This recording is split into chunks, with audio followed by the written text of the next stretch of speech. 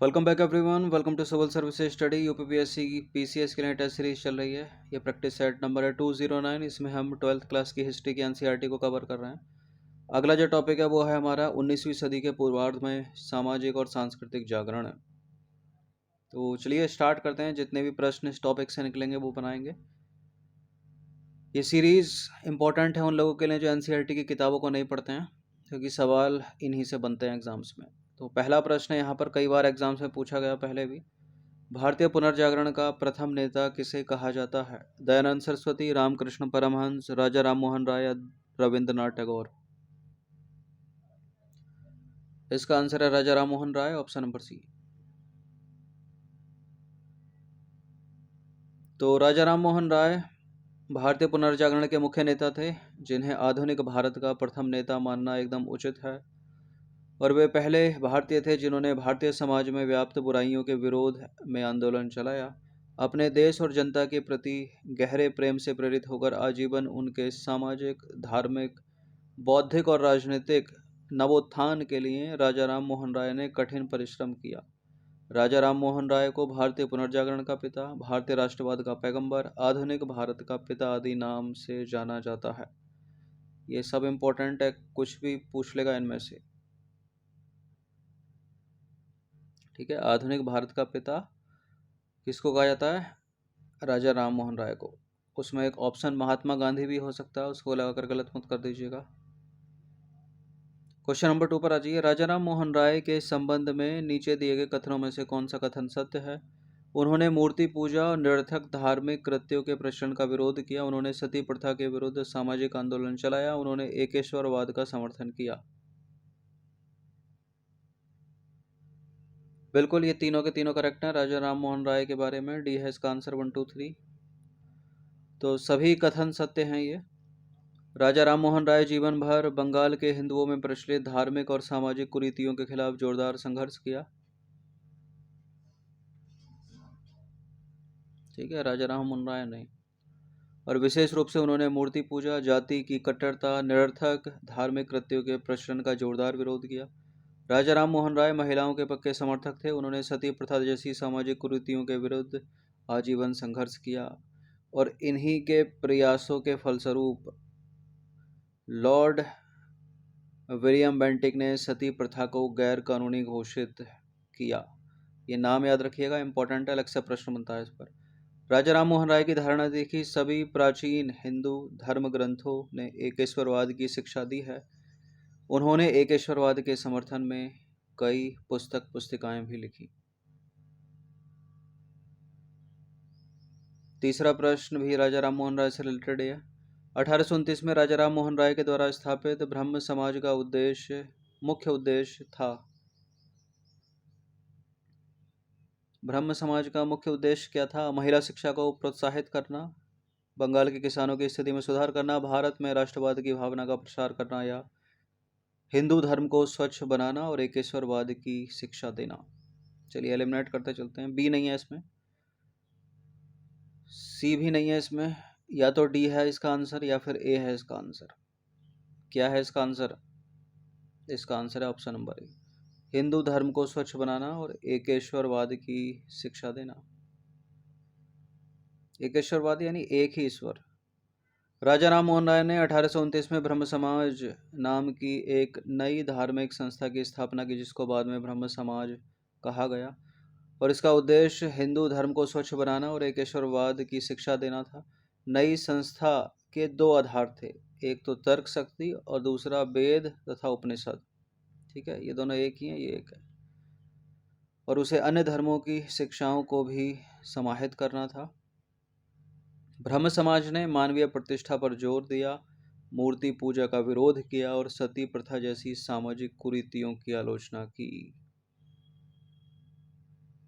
इन सभी टेस्ट की full test PDF प्राप्त कर सकते हैं नंबर इस पर कॉल या व्हाट्सएप करके, पेड टेलीग्राम ग्रुप को ज्वाइन करके। क्वेश्चन नंबर 4 पर आ जाइए। निम्नलिखित कथनों पर विचार करेंगे। दो कथन यहाँ पर, कौन सा इसमें सही होगा? राजा राम मोहन राय ने भारतीय विद्या और पाश्चात्य सामाजिक तथा भौतिक विज्ञान की पढ़ाई के लिए वेदांत कॉलेज की स्थापना की।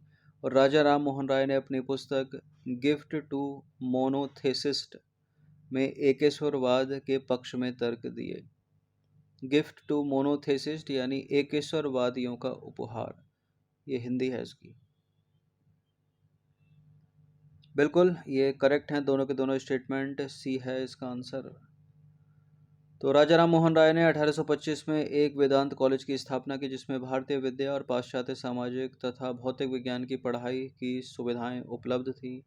राजा राम मोहन राय ने 1809 में फारसी में अपनी प्रसिद्ध पुस्तक गिफ्ट टू मोनोथेसिस्ट यानी एकेश्वरवादियों का उपहार लिखी जिसमें उन्होंने अनेक देवताओं में विश्वास के विरुद्ध और एकेश्वरवाद के पक्ष में वजनदार तर्क दिए।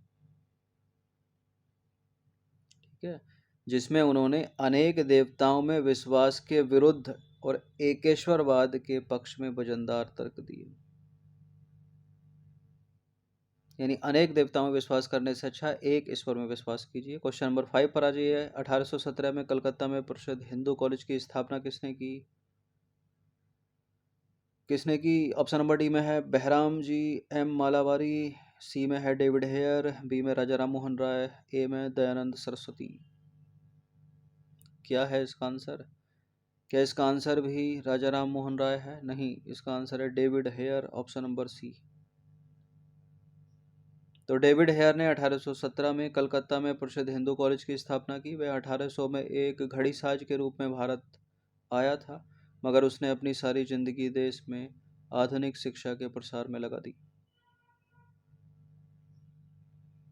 क्वेश्चन नंबर 6 है, यंग बंगाल आंदोलन का आरंभ किसने किया? ये तो स्कूल से पढ़ते आ रहे होगे आप। इसका उत्तर है Henry Vivian Derozio, option number D. ये सारी चीज़ें स्कूल में पढ़ाई होंगी, ठीक है, लेकिन याद नहीं रह जाती हैं, इसलिए कॉम्पिटिटिव एग्जाम में फिर से पढ़नी पड़ती हैं, रिवीजन करना पड़ता है। तो 19वीं सदी के तीसरे दशक के अंतिम वर्षों के दौरान बंगाली बुद्धिजीवियों के बीच एक आमूल परिवर्तनकारी प्रवृत्ति पैदा हुई। यह प्रवृत्ति राजा राम मोहन राय की अपेक्षा अधिक आधुनिक थी, जिसे यंग बंगाल आंदोलन के नाम से जाना जाता है। इस आंदोलन का नेता और प्रेरक नौजवान Anglo Indian Henry Vivian Derozio था। तो ऑप्शन नंबर डी है इसका आंसर। इंपॉर्टेंट प्रश्न है, क्वेश्चन नंबर 7 है, देवेंद्र नाथ ठाकुर या टैगोर किस संस्था की स्थापना की? देवेंद्र नाथ ठाकुर द्वारा किस संस्था की स्थापना की गई? ये प्रश्न अभी जो उत्तराखंड पीसीएस की परीक्षा हुई थी उसमें पूछा गया था। इसका उत्तर है तत्वबोधिनी सभा, डी। तो राजा राम मोहन राय के विचारों के प्रचार के लिए रविन्द्रनाथ ठाकुर या टैगोर एक ही बात है कि पिता देवेंद्रनाथ ठाकुर या टैगोर ने 1839 में तत्वबोधिनी सभा की स्थापना की। तत्वबोधिनी सभा और उसके मुख्य पत्र तत्वबोधिनी पत्रिका ने बंगला भाषा में भारत के सुव्यवस्थित अध्ययन को बढ़ावा दिया। यंग बंगाल आंदोलन के संदर्भ में दो कथन है यहाँ पर, कौन सा इसमें सही होगा? इस आंदोलन के नेता हेनरी विवियन डेरोजियो फ्रांसीसी क्रांति से प्रेरित थे। और दूसरा स्टेटमेंट है, इस आंदोलन ने अपने क्रांतिकारी विचारों के कारण भारतीय समाज के पिछड़े वर्गों का समर्थन हासिल किया। देखिए करेक्ट है पहला वाला और इनकरेक्ट है दूसरा वाला। दूसरा वाला गलत है, केवल पहला वाला ही सही है यहाँ पर। तो पहला कथन तो सत्य है। यंग बंगाल आंदोलन के प्रेरक और नेता हेनरी विवियन डेरोजियो ने महान फ्रांसीसी क्रांति से प्रेरणा ली और अपने जमाने के अत्यंत क्रांतिकारी विचारों को अपनाया। वह एक अत्यंत प्रभावशाली शिक्षक थे। दूसरा वाला गलत है। डेरोजियो को उसकी क्रांतिकारिता के कारण 1831 में हिंदू कॉलेज से हटा दिया गया और उसके अनुयायियों ने पुरानी और हर्याशोन्मुख प्रथाओं, कृत्यों और रिवाजों की घोर आलोचना की। उन्होंने नारी शिक्षा की मांग की, किंतु वे किसी आंदोलन को जन्म देने में सफल नहीं हुए क्योंकि उनके विचारों के फलने फूलने के लिए सामाजिक स्थितियां उपयुक्त नहीं थी। उस समय भारतीय समाज में ऐसा कोई और वर्ग या समूह नहीं था जो उनके प्रगतिशील विचारों का समर्थन करता। यही नहीं, वे जनता के साथ अपने संपर्क नहीं बना सके। वस्तुतः उनकी क्रांतिकारिता किताबी थी। तो गलत है दूसरा वाला स्टेटमेंट। क्वेश्चन नंबर 9 पर आ जाइए। देवेंद्रनाथ ठाकुर या टैगोर द्वारा किस संगठन की स्थापना की गई? सत्यशोधक समाज, महाजन सभा, आत्मीय सभा या तत्वबोधिनी सभा? 2 बार हो गया क्या प्रश्न ये? इसका आंसर ऑप्शन नंबर डी। तो राजा राम मोहन राय के विचारों के प्रचार के लिए रविन्द्रनाथ ठाकुर या टैगोर के पिता देवेंद्रनाथ ठाकुर या टैगोर ने 1839 में तत्वबोधिनी सभा की स्थापना की। और तत्वबोधिनी सभा और उसके मुख्य पत्र तत्वबोधिनी पत्रिका ने बांग्ला भाषा में भारत के सुव्यवस्थित अध्ययन को बढ़ावा दिया। क्वेश्चन नंबर 10 पर आ जाइए। महाराष्ट्र के किस समाज सुधारक को लोक हितवादी उपनाम से जाना जाता है? इंपॉर्टेंट प्रश्न है, कई बार एग्जाम से पहले भी पूछा गया है। इसका उत्तर है Gopal Hari Deshmukh, option number B. तो महाराष्ट्र में नई शिक्षा और नए सामाजिक सुधारों के प्रवक्ता गोपाल हरि देशमुख थे, जो आगे चलकर लोक हितवादी उपनाम से विख्यात हुए। आधुनिक मानवतावादी तथा धर्मनिरपेक्ष मूल्यों और विवेक संगत सिद्धांतों के आधार पर भारतीय समाज के पुनर्गठन की वकालत की उन्होंने। क्वेश्चन नंबर 11 है यहाँ पर, ईश्वर चंद्र विद्यासागर के योगदान के संबंध में प्रश्न है। आधुनिक भारत के निर्माण में ईश्वर चंद्र विद्यासागर के योगदान के संबंध में कौन सा कथन सत्य है? उन्होंने अपनी रचनाओं द्वारा बंगला में आधुनिक गद्य शैली के विकास में योगदान दिया। संस्कृत कॉलेज के दरवाजे गैर ब्राह्मण विद्यार्थियों के लिए खोल दिए उन्होंने। विधवा पुनर्विवाह के लिए लंबा संघर्ष किया उन्होंने। नारी शिक्षा को प्रोत्साहन दिया उन्होंने। ईश्वर चंद्र विद्यासागर से जो अधिकतर प्रश्न पूछे गए हैं वो इन 2 कथनों को लेकर अधिकतर पूछे गए हैं। तो तीसरा और चौथा बड़ा इंपॉर्टेंट है, बिल्कुल सही है, तीसरा भी सही है, चौथा भी सही है। और संस्कृत कॉलेज के दरवाजे गैर ब्राह्मण विद्यार्थियों के लिए खोल दिए, ठीक है। और पहला वाला भी सही है, सारे के सारे सही हो जाते हैं। तो 1 2 3 4 यानी ऑप्शन नंबर डी उपरोक्त सभी इसका आंसर हो जाएगा।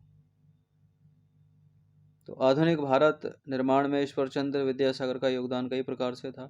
विद्यासागर ने संस्कृत पढ़ाने की नई तकनीक विकसित की। उन्होंने एक बंगला वर्णमाला लिखी जो आज तक इस्तेमाल की जाती है। उन्होंने अपनी रचनाओं के द्वारा बंगला में आधुनिक गद्य शैली के विकास में सहायता दी। ईश्वरचंद्र विद्यासागर ने संस्कृत कॉलेज के दरवाजे गैर ब्राह्मण विद्यार्थियों के लिए खोल दिए, क्योंकि वे संस्कृत के अध्ययन पर ब्राह्मण जाति के तत्कालीन एकाधिकार के विरोधी थे। सबसे अधिक विद्यासागर को देशवासी भारत की पद दलित नारी जाति को ऊंचा उठाने में उनके योगदान के कारण आज भी याद करते हैं। उन्होंने विधवा पुनर्विवाह के लिए लंबा संघर्ष चलाया। हमारे देश की उच्च जातियों में पहला कानून हिंदू विधवा पुनर्विवाह कलकत्ता में 7 दिसंबर 1856 को ईश्वरचंद्र विद्यासागर की प्रेरणा और उनकी देखरेख में हुआ। विद्यासागर ने बाल विवाह का विरोध किया। वे नारी शिक्षा में गहरी दिलचस्पी रखते थे। स्कूलों के सरकारी निरीक्षक की हैसियत से उन्होंने 35 बालिका विद्यालयों की स्थापना की, जिनमें से कई को उन्होंने अपने खर्चे पर चलाया था। 13वां प्रश्न, 19वीं सदी में पश्चिमी भारत में सुधार आंदोलन के संबंध में नीचे 3 कथन दिए हैं, कौन सा इसमें सही होगा? महाराष्ट्र में स्थापित परमहंस मंडली ने जात पात के बंधनों को तोड़ने का काम किया। दादा भाई नौरोजी पारसी धर्म सुधार संगठन के संस्थापक सदस्यों में से एक थे। विष्णु शास्त्री पंडित ने विधवा विवाह समाज की स्थापना की। 3 कथन अलग अलग बातें कर रहे हैं और ये तीनों के तीनों करेक्ट हैं। इसका आंसर हो जाएगा ऑप्शन नंबर डी उपरोक्त सभी। तो सभी कथन सत्य हैं ये। 1849 में महाराष्ट्र में परमहंस मंडली की स्थापना की गई। इसके संस्थापक आस्तिक थे तथा उनकी दिलचस्पी जात पात के बंधनों को तोड़ने में थी। जब इसकी बैठक होती थी तब इसके सदस्य तथा कथित नीची जातियों के हाथ का पकाया हुआ भोजन करते थे। दादा भाई नौरोजी बम्बई के प्रमुख समाज सुधारक थे। वे पारसी धर्म सुधार संगठन के संस्थापकों में से एक थे। पारसी कानून संघ के जन्मदाताओं में भी वो थे। और 1850 में विष्णु शास्त्री पंडित ने विधवा विवाह समाज की स्थापना की। क्वेश्चन नंबर 13 पर अजय 13वां प्रश्न है, ज्योतिबा फूले के संबंध में नीचे कथन दिए हैं, कौन सा इसमें सही होगा? 3 कथन है यहाँ पर, कौन सा इसमें सत्य होगा? तो ज्योतिबा फूले केरल के समाज सुधार आंदोलन के पहले पंक्ति के नेता थे। उन्होंने ऊंची जातियों के प्रभुत्व और ब्राह्मणों की श्रेष्ठता के विरुद्ध जीवन भर अभियान चलाया। उन्होंने बालिका शिक्षा को प्रोत्साहित करने के लिए स्कूल शुरू किए। ज्योतिबा फूले एक पुरुष व्यक्ति हैं, ठीक है। कई लोग नाम से महिला समझ लेते हैं, ये एक पुरुष व्यक्ति है जो समाज सुधारक है। केरल के नहीं है, महाराष्ट्र के हैं, तो गलत है पहला वाला स्टेटमेंट। अब जहाँ जहाँ एक है उसको हटा दीजिए। ऊंची जातियों के प्रभुत्व और ब्राह्मणों की श्रेष्ठता के विरुद्ध जीवन भर संघ अभियान चलाया, ठीक है दूसरा वाला। और बालिका शिक्षा को प्रोत्साहित करने के लिए स्कूल खोले, तो दूसरा और तीसरा सही होना चाहिए, यानी ए है इसका आंसर। तो पहला वाला हो गया इनकरेक्ट, क्योंकि ज्योतिबा फुले महाराष्ट्र के समाज सुधार आंदोलन से संबंधित हैं, न कि केरल।